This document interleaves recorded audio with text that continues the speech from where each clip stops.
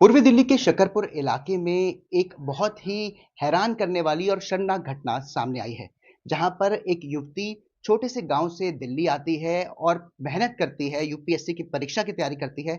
वहीं पर जो मकान मालिक का बेटा है, उसकी घटिया नज़र और उसकी गंदी करतूत यहां पर साफ सामने आई है, जहां पर उसने युवती के कमरे में और साथ ही साथ उसके बाथरूम के बल्ब होल्डर में एक स्पाई कैमरा लगा दिया।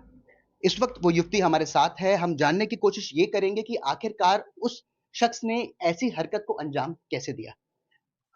आपको कब पता चला और आपने उसके बाद क्या किया? मैंने सैटरडे को कंफर्म किया क्योंकि वो मेरे दरवाजे के वॉशरूम के दरवाजे के पीछे पड़ गया था। दरवाज़ा उतारने वाले को भी ले आया था, लेकिन मैं चाबी अपने साथ ले गई थी। उसके मैसेज भी हैं व्हाट्सएप पे कि चाबी, मैंने कहा चाबी मेरे पास है, जब मैं आऊँगी तब लाना दरवाजे वाले को।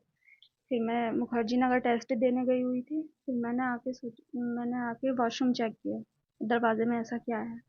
तो वहाँ पे एक खाली होल्डर लगा हुआ था, जिसका कनेक्शन गीज़र से था।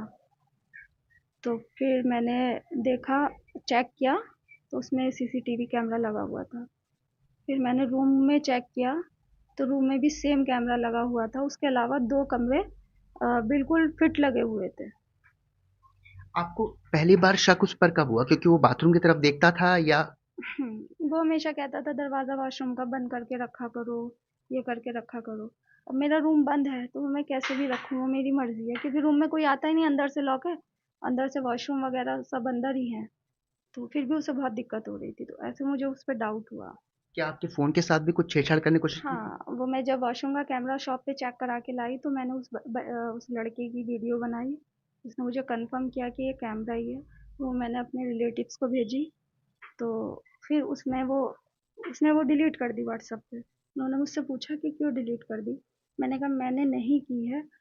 फिर लिंक डिवाइस चेक की, तो वो उसने पता नहीं कब से मेरा व्हाट्सएप हैक कर रखा था। पुलिस को आपने जानकारी कब दी? मैंने मैंने मंडे को पुलिस को बुलाया, क्योंकि सैटरडे में बहुत रात हो गई थी जब मैंने चेक किया। और संडे में चेक करा के लाई, और फिर पूरा दिन रूम में रही। अगले दिन मेरे घर वाले आ गए, तो फिर मैंने उसकी एफआईआर कर। एफआईआर करा दी।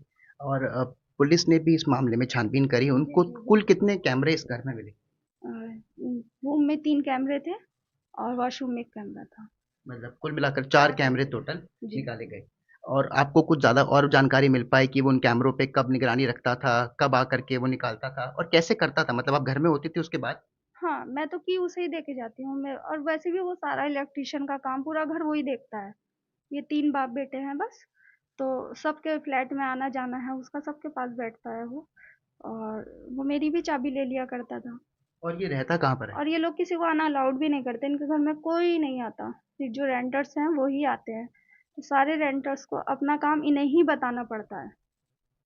तो इसलिए फिर बस ये रहता कहाँ पर है? रहता है ये शकरपुर में ही है, 4th फ्लोर पर, पता नहीं 3rd फ्लोर पर। सबसे ऊपर के मकान जी में जी, रहता है। सबसे ऊपर के मकान में।